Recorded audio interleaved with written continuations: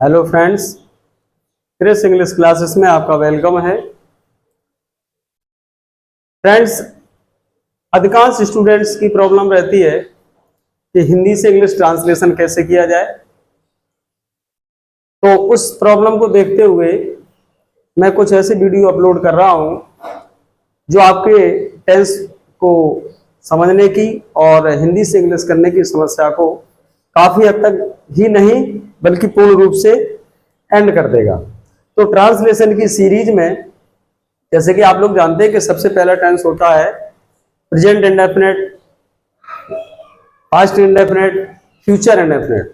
तो आज हम इंडेफिनिट टेंस के तीनों टेंस लेकर आपको आए हैं, प्रेजेंट इंडेफिनिट, पास्ट इंडेफिनिट और फ्यूचर इंडेफिनिट। ये कुछ ही समय की वीडियो में मैं ये पूरे इंडेफिनिट के तीनों टेंस पास्ट, प्रेजेंट और फ्यूचर इनको कवर करूंगा और इस आशा के साथ कि आपको वीडियो पूरा देखने के बाद आपको ये शिकायत नहीं रहेगी कि हम इंडेफिनिट टेंस नहीं बना पा रहे हैं, चाहे वो प्रेजेंट इंडेफिनिट टेंस हो, चाहे पास्ट इंडेफिनिट टेंस हो, चाहे फ्यूचर इंडेफिनिट टेंस हो। तो आइए सबसे पहले इस पार्ट को समझते हैं, आखिर ये है क्या। तो आप देख पा रहे हैं प्रेजेंट इंडेफिनिट टेंस, तो इसकी जो पहचान रहेगी वो क्या रहेगी। सेंटेंस के अंत में आपको ता है, ती है, ते हो, ता हूं, ये सेंटेंस के अंत में आ जाए, समझ लीजिए प्रेजेंट इंडेफिनिट टेंस। अब इसमें आपको करना क्या है, जो प्रेजेंट इंडेफिनिट टेंस है इसकी हेल्पिंग वर्ब तो होती है डू या डज, दोनों हेल्पिंग वर्ब होती है, सब्जेक्ट के अकॉर्डिंग लगती है। अब इसका जो बी रूल है वो ये कह रहा है कि अगर सेंटेंस का सब्जेक्ट ही हो, सी हो, इट हो या कोई नाम हो या कोई सिमिलर सब्जेक्ट हो, तो आपको क्या करना है, उसके अफर्मेटिव सेंटेंस में वर्ब के फर्स्ट फॉर्म में एस या एस लगा देनी है। और एस या एस लगाने के क्या रूल है वो मैं आपको पिछले वीडियो में डाल चुका हूं और शायद आप जानते भी होंगे इस बात को कि कब एस लगता है, कभी एस लगता है। हाँ, एक चीज और ब्रैकेट में आप देखें, डज, ये जो सब्जेक्ट है ही, सी, इट, नेम या सिंगुलर, इनके लिए हेल्पिंग वर्ब है डज, तो आपको ये डज लगाना है इनके साथ। अब उसकी आवश्यकता पड़ेगी अभी आपको। इसके बाद तीसरा रूल है सब्जेक्ट आई हो, बी हो, यू हो, दे हो या प्लूरल हो, एक से अधिक हो, तो आपको क्या करना है, सिर्फ वर्ब का फर्स्ट फॉर्म लगा देना है। और जब आपको इनके साथ हेल्पिंग वर्ब की आवश्यकता पड़े तो इनके साथ आपको हेल्पिंग वर्ब लगानी है डू। तो इस प्रकार से आपका एंड होगा present indefinite tense. Past indefinite tense के लिए देखें तो पास्ट इंडेफिनिट टेंस में वो सेंटेंसेस आएंगे जिनके अंत में ता था आ जाए, तीथी आ जाए, तेथे आ जाए या फिर आ, ई, ए, इनमें से कोई भी एक वर्ड आपको देखने को हिंदी के सेंटेंस मिल जाए तो समझ जाइए वो पास्ट इंडेफिनिट टेंस का है। इसमें भी आपको दो ही चीजें समझनी है कि पास्ट इंडेफिनिट टेंस की जो हेल्पिंग वर्ब होती है वो डिड होती है, क्योंकि हेल्पिंग वर्ब की आवश्यकता आपको हर प्रकार के सेंटेंस में भी पढ़ने वाली है। दूसरा, प्रत्येक सब्जेक्ट के साथ आपको वर्ब का सेकंड फॉर्म लगाना, ठीक है। तीसरा, फ्यूचर इंडेफिनिट टेंस, इसमें क्या होगा, इसका जो पहचान ये है गा, गी, गे, यानी ऐसा कोई सेंटेंस जिसके अंत में आपको गा, गी, गे में से एक भी शब्द मिल जाता है तो वो फ्यूचर इंडेफिनिट टेंस का होगा। बात इसको ट्रांसलेट करने की करें तो इनकी हेल्पिंग वर्ब है सेल और बिल। अब कहां सेल लगना है, कहां बिल लगना है आप जानते ही होंगे, लेकिन फिर भी मैंने लिखा है, अगर सब्जेक्ट आई या बी है तो इसके साथ आपको लगाना है सेल, और अन माने आई बी के अलावा कुछ कोई भी सब्जेक्ट हो तो आपको लगाना है बिल। तो इस प्रकार से आप पहचान करके कब हेल्पिंग वर्ब लगनी है, कौन सी हेल्पिंग वर्ब लगनी है, वर्ब का क्या होना है, ये आपने इसमें देखा। इसके बाद आवश्यकता पड़ती है सेंटेंस को फॉर्मेट कैसे किया जाए, कैसे बनाया जाए। तो अगर आपका अफर्मेटिव सेंटेंस है तो सबसे पहले सब्जेक्ट लगाना है, इसके बाद वर्ब लगानी है, इसके बाद ऑब्जेक्ट लगाना है, इसके बाद कंप्लीमेंट। कंप्लीमेंट मतलब सब्जेक्ट, वर्ब, ऑब्जेक्ट के बाद जो पार्ट शेष बचता है वो कंप्लीमेंट होता है, जिसको हिंदी में पूरक कहते हैं। आपने इसको किताबों में अदर वर्ड के रूप में सुना होगा, तो जिसको आप अदर वर्ड कहते हैं वही वास्तव में कंप्लीमेंट होता है। अगर सेंटेंस नेगेटिव है, और नेगेटिव सेंटेंस कब होगा आपका, जब सेंटेंस में आपको नहीं मिल जाए या कभी नहीं मिल जाए तो आपका सेंटेंस नेगेटिव होगा। उसके लिए आपको क्या करना है, बिल्कुल सेम चीज करनी है आपको जैसा इसमें किया। एक चीज आपकी बढ़ जाएगी, क्या, सब्जेक्ट का सब्जेक्ट रहेगा। अब आप क्या कर रहे थे, सब्जेक्ट के बाद अफर्मेटिव में तो आप वर्ब लगा रहे थे, लेकिन अब आपको हेल्पिंग वर्ब की आवश्यकता पड़ेगी, क्योंकि कभी भी नॉट बिना हेल्पिंग वर्ब के नहीं लगता है, टेंस कोई सा भी हो। तो सब्जेक्ट लगाएंगे, हेल्पिंग वर्ब लगाएंगे, इसके बाद आप नॉट लगाएंगे, फिर वर्ब लगाएंगे, इसके बाद ऑब्जेक्ट लगाएंगे, इसके बाद लास्ट में कंप्लीमेंट लगाएंगे। और ये आपको करना कब है? जब सेंटेंस में नहीं दिया।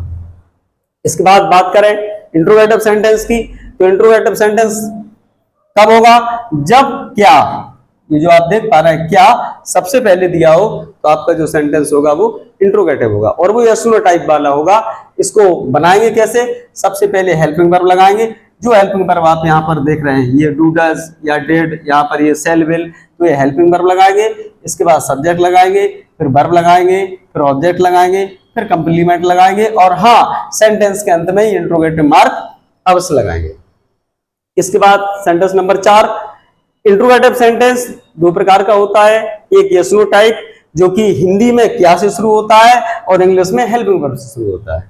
दूसरे बे इंट्रोगेटिव सेंटेंस जिनमें हिंदी का कोई क्वेश्चन वर्ड दिया होता है, जैसे आप देख पा रहे हैं कब है, कहां, क्यों, कैसे, कौन, कितना, कितनी, कितने। तो जब जब ये सेंटेंस में वर्ड आ जाए क्वेश्चन वर्ड तो आप समझ जाइए इंट्रोगेटिव तो है लेकिन कौन से टाइप का है? वो क्वेश्चन वर्ड टाइप का है।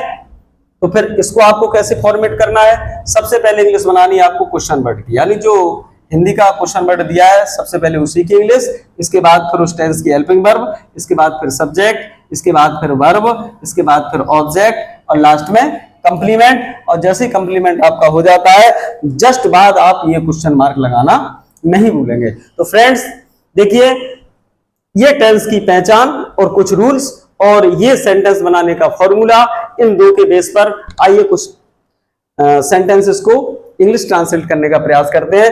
मैं सेंटेंस लिखता हूं,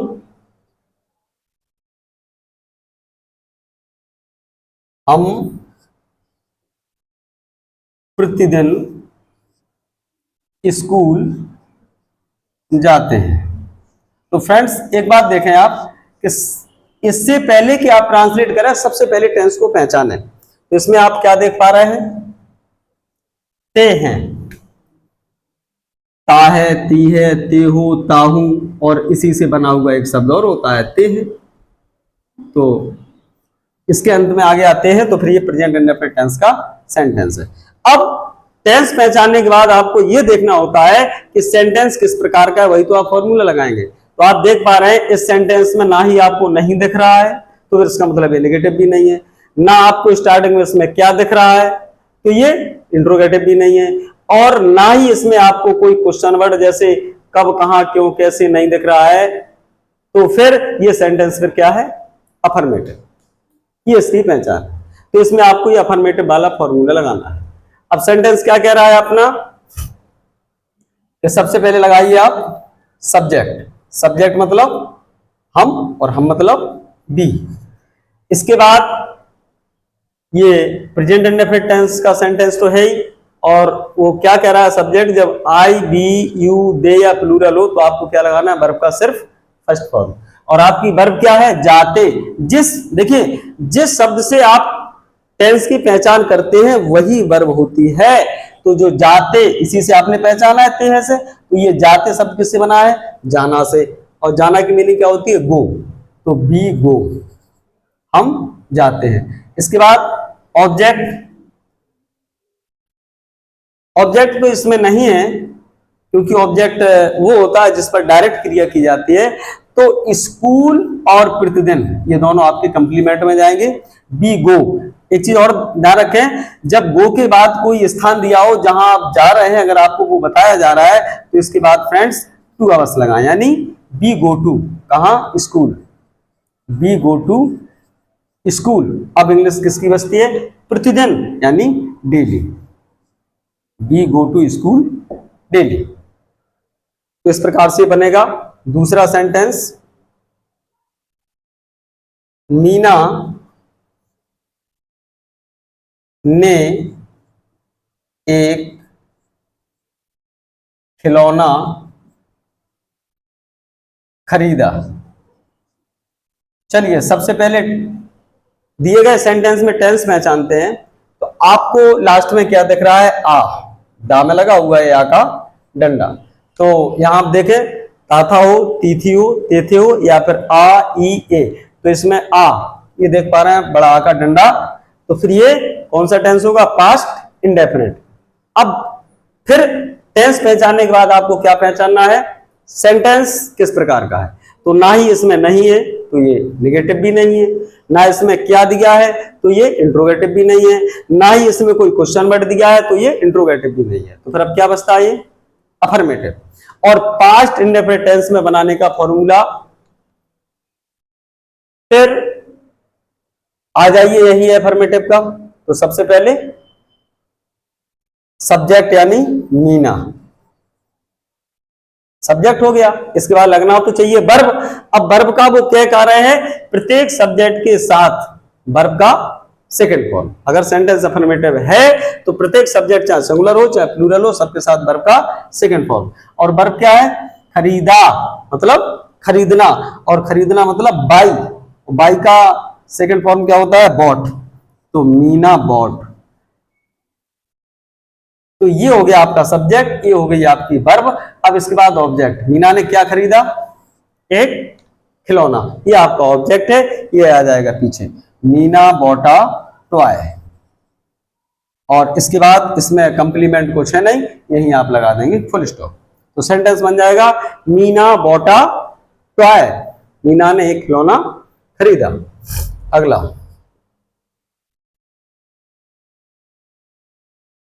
क्या आप कल कानपुर जाएंगे। तो सबसे पहले आप टेंस पहचाने, टेंस में आपको क्या दिख रहा है, गे, गे यानी फ्यूचर इंडेफिनिट टेंस। अब सेंटेंस पहचाने कौन सा है, तो इसमें आप देख पा रहे हैं स्टार्टिंग में ही आपको क्या मिला, क्या। ये क्या, जब जब क्या होगा तो फिर सेंटेंस क्या है आपका, इंट्रोगेटिव। अब इंट्रोगेटिव सेंटेंस को आपको इसी फॉर्मूले से बना देना है। तो सबसे पहले हेल्पिंग वर्ब, और फ्यूचर इंडेफिनिट की हेल्पिंग वर्ब क्या है, सेल या विल। अब सेल कहां लगना है, जब जब सब्जेक्ट आई या बी हो और आई बी के अलावा कोई और सब्जेक्ट हो तो हेल्पिंग वर्ब क्या लगानी है आपको, विल। तो इसका सब्जेक्ट क्या है, आप माने यू, और ये यू तो अन्न में आएगा, इसमें अदर में आएगा, तो क्या हेल्पिंग वर्ब होगी इसकी, बिल। तो सबसे पहले आपको हेल्पिंग वर्ब भी लगानी है, तो क्या हो जाएगा ये बिल, बिल। और इसके बाद सब्जेक्ट क्या, आप, तो बिल यू, ये आपका सब्जेक्ट हो गया। इसके बाद वर्ब, जाएंगे, जाएंगे मतलब जाना, तो गो। और कहां जाएंगे, कानपुर। अभी इस सेंटेंस में भी मैंने आपको बताया था कि जब भी गो के बाद स्थान दिया हो कि कहां जाना, तो उसके बाद आपको टू का बस लगाना है। तो will you go to Kanpur. इसके बाद अब कंप्लीमेंट आपका क्या बच रहा है, कल, तो ये कल चला जाएगा पीछे, और फ्यूचर इंडेफिनिट में आने वाला कल होता है तो इसके लिए क्या लगेगा, टुमारो, टुमारो। और लास्ट में क्वेश्चन मार्क अवश्य लगाएंगे, वरना आपका सेंटेंस इनकम्प्लीट माना जाएगा। तो हो सकता है चेक करने वाला आपका सेंटेंस गलत भी कर दे या उसमें मार्क्स कम दे, तो ये कंप्लीट सेंटेंस बनेगा, will you go to Kanpur tomorrow, will you go to Kanpur tomorrow. इसके बाद सेंटेंस नंबर 4,